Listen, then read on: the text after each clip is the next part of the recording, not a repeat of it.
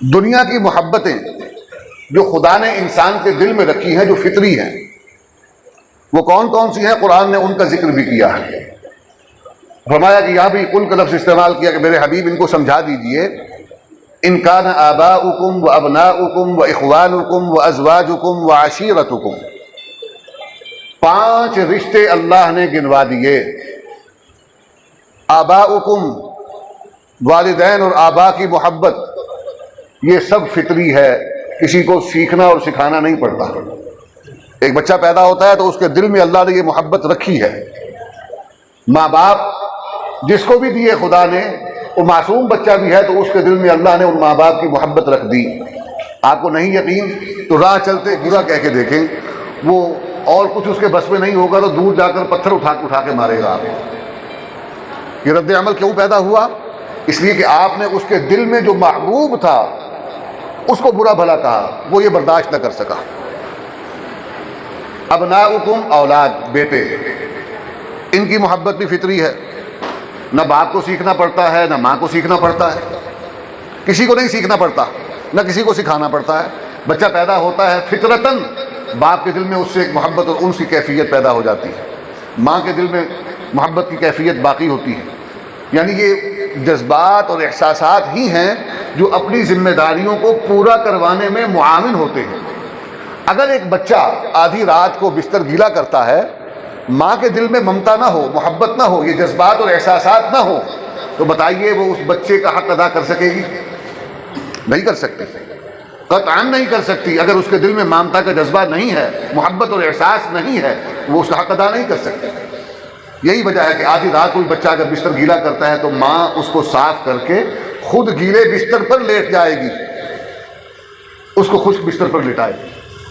اسی طرح اللہ تبارک و تعالیٰ نے آگے فرمایا اخوانکم، بھائیوں کے ساتھ محبت فطری ہوتی ہے، بھائی تو بھائی ہوتے ہیں۔ آج آدمی کسی کو دوست بنا لے، کچھ وقت کسی کے ساتھ گزر جائے تو اس کے لیے دل میں جو محبت کے جذبات پیدا ہوتے ہیں وہ کسی کو بتانے کی ضرورت نہیں ہے۔ ازواجکم، بیویاں، ان کی محبت یہ تو بالکل نہیں سیکھنی پڑتی۔ آج تک آپ نے کہیں کوئی ٹیوشن سینٹر نہیں دیکھا ہوگا کہ جس پر لکھا ہو کہ آئیے آپ کو بیویوں کی محبت سکھائی جائے۔ نہ ماں باپ کی محبت، نہ اولاد کی محبت، نہ بھائیوں کی محبت، نہ بیویوں کی محبت، اور آخری چیز عشیرتکم، خاندان، خیش، قبیلہ، اس کی محبت بھی فطری ہے۔ یہ 5 محبتیں اللہ نے گنوائی ہیں، اور یہ پانچوں کی پانچوں محبتیں اللہ تعالیٰ نے ممنوع نہیں کی، حرام نہیں کیا، ہیں یہ حلال ہی، اللہ ہی نے بنائی ہیں۔ اور میں نے جو بات عرض کی کہ اگر یہ محبت دل میں نہ ہو، ماں باپ اولاد کا حق نہیں ادا کر سکتے، اولاد ماں باپ کے حقوق ادا نہیں کر سکتی، بھائی کا حق نہیں ادا کر سکتا، خاوند بیوی اور بیوی خاوند کے حق نہیں ادا کر سکتی، خاندان، قبیلہ اور برادری کے حقوق نہیں ادا ہو سکتے۔ یہ فطری جذبات اللہ نے رکھے ہی اسی لیے ہیں تاکہ انسان جو ایک سوشل اینیمل ہے، حیوان ناطق ہے، یہ ایک معاشرتی حیوان ہے، اس نے ایک دوسرے کی ذمہ داریوں کو پورا کرنا ہے، حقوق کو ادا کرنا ہے۔ ان حقوق کو ادا کرنے کے لیے اس کے اندر باطنی طور پر وہ احساسات اور جذبات ہونے چاہیے جو اس بات پر اسے آمادہ کریں کہ یہ خود قربانی دے لے، ایثار کر لے، لیکن دوسرے کے حقوق ادا کرے۔ یہ سارا آپ کو یہ یہاں تک موضوع سمجھ میں آ گیا؟ سمجھ میں آ گیا؟ اللہ کہنا کیا چاہتے ہیں؟ ان کا نہ، یہ شروع میں لگایا، اگر یہ محبتیں جو کہ حلال ہیں، اللہ ہی نے بنائی ہیں، اور اس کے ساتھ 3 اور چیزیں اللہ نے شامل کر دی۔ اموال اقترفتموہا، ان انسانوں کا کمایا ہوا مال جس کے لیے محنت اور مشقت کرتے ہیں۔ مال سے انسان کو محبت فطری ہے۔ کوئی آدمی آج اگر یہ کہے نا کہ مجھے مال سے محبت نہیں ہے، چٹا کور مرے نہ پڑے، چاہے وقت کا شیخ الحدیث ہی کیوں نہ ہو۔ فطرت کا انکار کرو گے؟ فطرت کا انکار کرو گے؟ اللہ نے رکھی ہے بھائی، ضرورت ہے۔ وہ فارسی میں کسی نے کہا کہ مفہوم یہ ہے کہ یہ زر خدا تو نہیں ہے، لیکن خدا کی قسم یہ انسان کے عیب بھی چھپا لیتا ہے اور ضرورتیں بھی پوری کر دیتا ہے۔ اور مال تو یہ ایک ایسی مصیبت بن گئی، ایک دور ہے یعنی کہ آج کے دور میں، اور انسانوں کے اس امت کا فتنہ اللہ کے حبیب نے مال کو قرار دیا۔ اور خود قرآن مجید فرقان حمید اللہ تبارک و تعالیٰ نے کیا ارشاد فرمایا اس کے متعلق؟ انما اموالکم و اولادکم فتنہ، مال کو پہلے ذکر کیا ہے، اولاد کو بعد میں ذکر کیا ہے۔ اب اس مال کو جو انسان کماتا ہے، کمائے ہوئے مال سے انسان کو محبت ہوتی ہے۔ دیکھیے اسی محبوب مال کے متعلق اللہ تعالیٰ نے قرآن میں دوسرے مقام پر فرمایا کہ جس وقت انسان کہیں پر کوئی خرچ کرتا ہے تو کون سا مال؟ وَآتَ الْمَالَ عَلَىٰ حُبِّهِ ذَوِي الْقُرْبَىٰ وَالْيَتَامَىٰ وَالْمَسَاكِينَ وَابْنَ السَّبِيلِ وَالسَّائِلِينَ وَفِي الرِّقَابِ، 6 جگہیں بتائیں جہاں خرچ کرنا ہے، اس میں بھی اقربا کا حق پہلے رکھا ہے، پھر یتامہ والمساکین وابن السبیل والسائلین، 5 مصارف وہ ہیں جو آج بھی آپ کو نظر آتے ہیں۔ چھٹا مصرف جس کو آج سمجھنا ذرا دشوار ہے، لیکن اس کے لیے تھوڑا سا اگر غور کر لیا جائے تو آسانی بھی بہت ہے۔ وابن السبیل والسائلین وفی الرقاب، گردنیں چھڑوانے کے لیے، گردنیں چھڑوانے کے لیے کیا مطلب؟ جب انسانوں کی خرید و فروخت ہوتی تھی، جب انسانوں کی خرید و فروخت ہوتی تھی، انسان منڈی میں بکتا تھا غلام بن کر، عورتیں باندیاں اور کنیز بن کر۔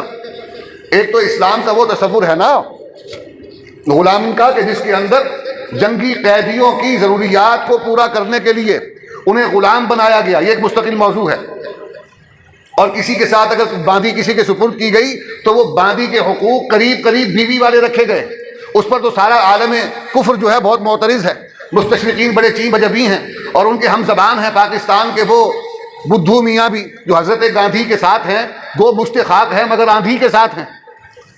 یہ یونیورسٹیوں میں کالجوں میں پڑھانے والے پروفیسر صاحبان جن کی عقل پتہ نہیں گھاس بھی کسی پرانے زمانے کا چرنے گئی ہوئی ہے، وہ بہت معترض ہوتے ہیں کہ دیکھیں جی اسلام میں غلامی کا تصور کہاں سے آ گیا، یہ کنیز باندیاں اور غلام، پھر اس کے لیے توجیحات پیش کرنے، تعبیرات کرنے کی کوشش کرتے ہیں اس زمانے کے حالات، احوال، معاملات، اور وہ غلام جو کفر بنایا کرتے تھے، ظالم طاقتور بادشاہ بنایا کرتے تھے، اس پر بات نہیں کریں گے، بلکہ اسلام نے اس کا بہترین جو متبادل عطا فرمایا ہے اس پر بڑے ناک بھون چڑھائیں کہ دیکھیں جی اسلام نے غلام بنایا۔ نہیں بنایا اسلام نے غلام، اسلام تو وہ دین ہے جس نے انسان کو آزادی دی ہے۔ جس وقت جناب سیدنا عمر فاروق رضی اللہ تعالیٰ عنہ کو یہ خبر ملی اپنے گورنر کے متعلق کہ یہ کوئی تھوڑا سا معاملات پر کوئی قدغن ہے، یہ پابندی ہے، کوئی ایسا معاملہ ہے کہ انسانوں کو غلام بنانے کی کیفیت بنتی ہے، تو آپ نے کیا ارشاد فرمایا؟ متى استعبدتم الناس فقد ولدتهم امهاتهم احرارا، شروع کر دیا جبکہ ان کی ماؤں نے انہیں آزاد جانا تھا۔ یہ عمر ہے، یہ نبی کریم علیہ الصلوۃ والسلام کی تربیت، نبی کی تعلیمات، نبی کی ہدایات، یہ دین اسلام کا نمائندہ بول رہا ہے۔ اگر اسلام میں غلامی کا تصور ہوتا تو وہ کہہ دیتے کہ ٹھیک ہے۔ تو یہ غلامی کا جو تصور ہے ایک تو وہ تھا جو اسلام نے دیا، وہ اور مختلف ہے، وہ مستقل موضوع ہے۔ لیکن یہ گردنیں کون سی چھڑوائی جاتی ہیں؟ اس دور میں انسان بکتا تھا تو غلام وہ جس کی خرید و فروخت ہوتی تھی اس کی نشانی ہوتی تھی، اس کی گردن میں ایک طوق ڈالا جاتا تھا، لوہے کا کڑا، یہ علامت ہوتی تھی اس بات کی کہ یہ آزاد نہیں ہے، یہ غلام ہے۔ اس گلے کو آزاد کروانے کے لیے، اس طوق سے نجات دلوانے کے لیے ترغیب دی اللہ نے کہ مال خرچ کرو، انسان کو آزاد کرواؤ۔ غلامی کا وہ جو طوق کسی دور میں ظاہری طور پر انسان کے گلے میں ہوتا تھا، آج کے مسلمان نے وہ طوق اپنے دل پر ڈال لیا۔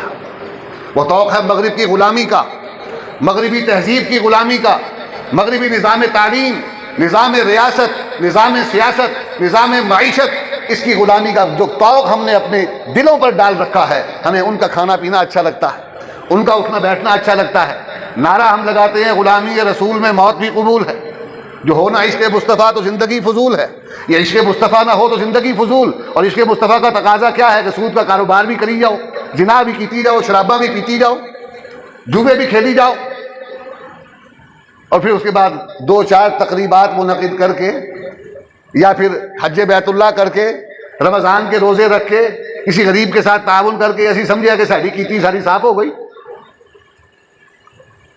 یہ معاملہ ایسا نہیں ہے میرے بھائی۔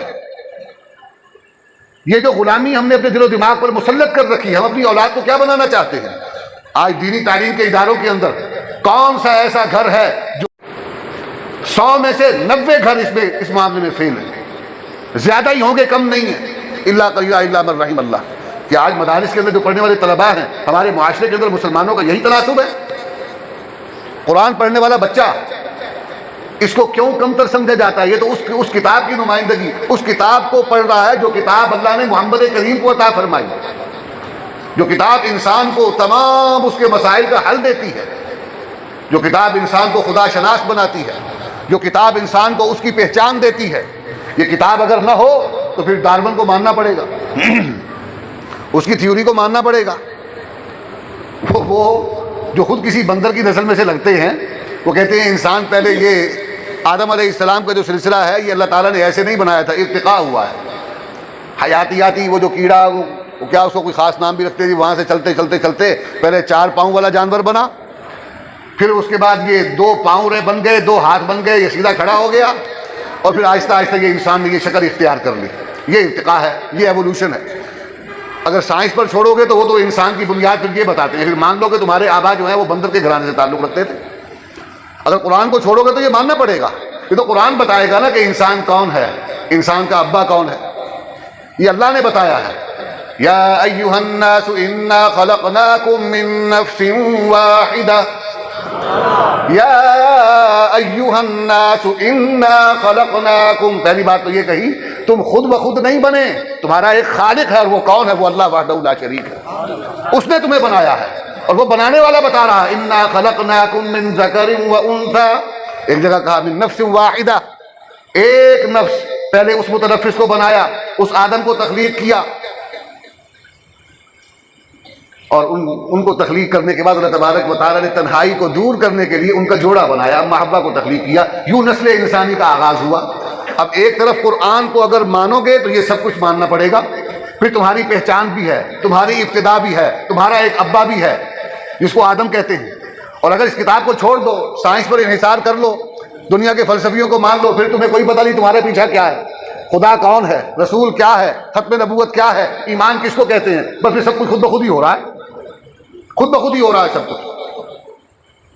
اس کتاب کو پڑھنے والا آج معاشرے کے اندر اس کو کیوں کمزور سمجھا جاتا ہے.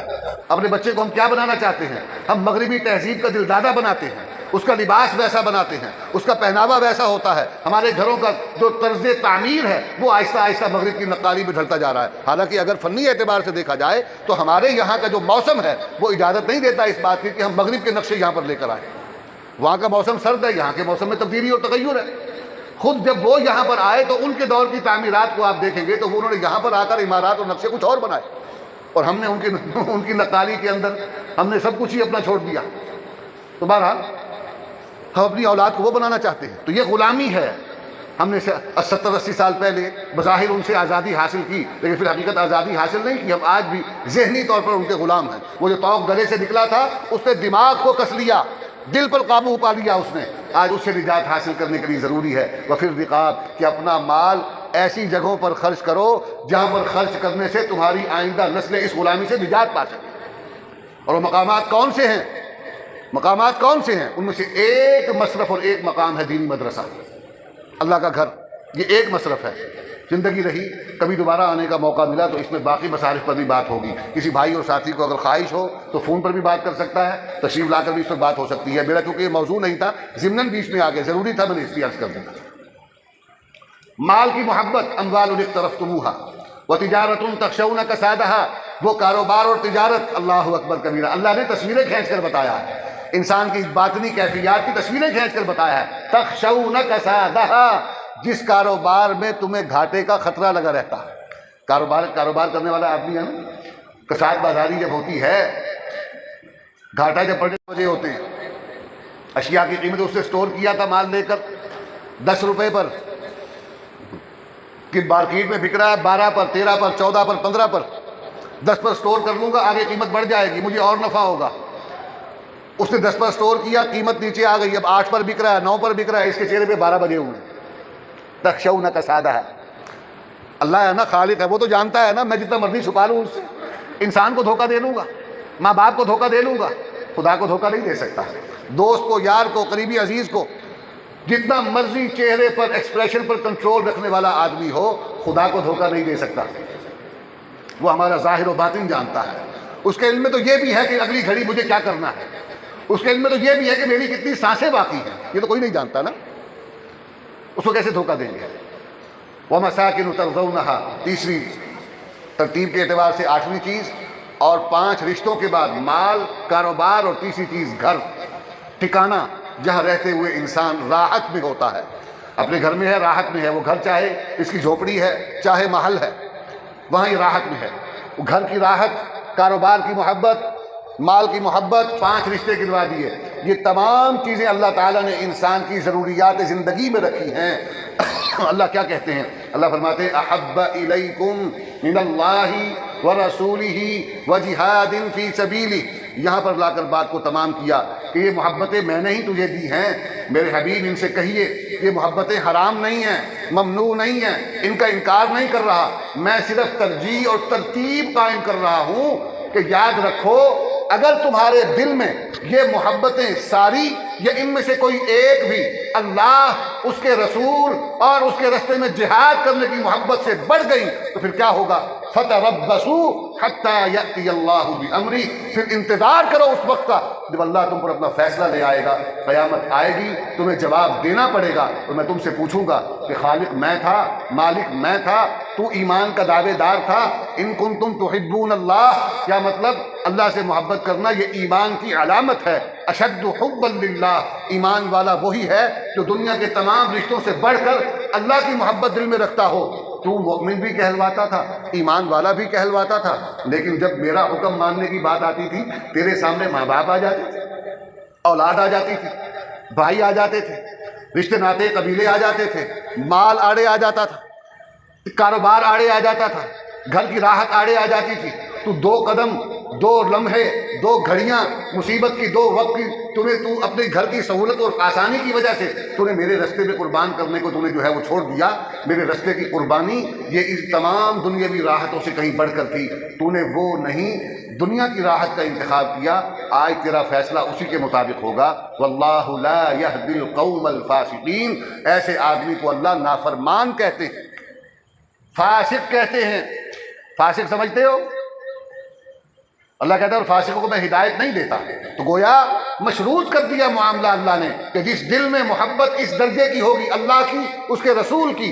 اور نبی کریم علیہ السلام کا فرمان ہمارے سامنے ہے، فرمایا لا یؤمن احدکم حتی اکون احب الیہ من والدہ وولدہ والناس اجمعین. تم میں سے کوئی ایک بھی اس وقت تک ایمان والا نہیں ہو سکتا جب تک کہ اس کے دل میں اللہ کی، نبی کی محبت والدین سے، اولاد سے اور دنیا کے تمام انسانوں سے بڑھ کر نہ ہو. وہ ایمان والا ہو ہی نہیں سکتا. اس طرح شاعر نے کہا نا، نماز اچھی، حج اچھا، روزہ اچھا، زکوٰۃ اچھی، مگر میں باوجود اس کے مسلمان ہو نہیں سکتا. نہ جب تک کٹ مروں میں خواجہ بطحا کی حرمت پر، خدا شاہد ہے کامل میرا ایمان ہو نہیں سکتا. وزن بنانے کے لیے کامل لفظ کا ساتھ اضافہ ضروری تھا، لیکن یہ کامل اضافی ہے. خدا شاہد ہے ایمان ہو ہی نہیں سکتا اگر نبی کی محبت پر انسان کٹ مرنے کو تیار نہ ہو.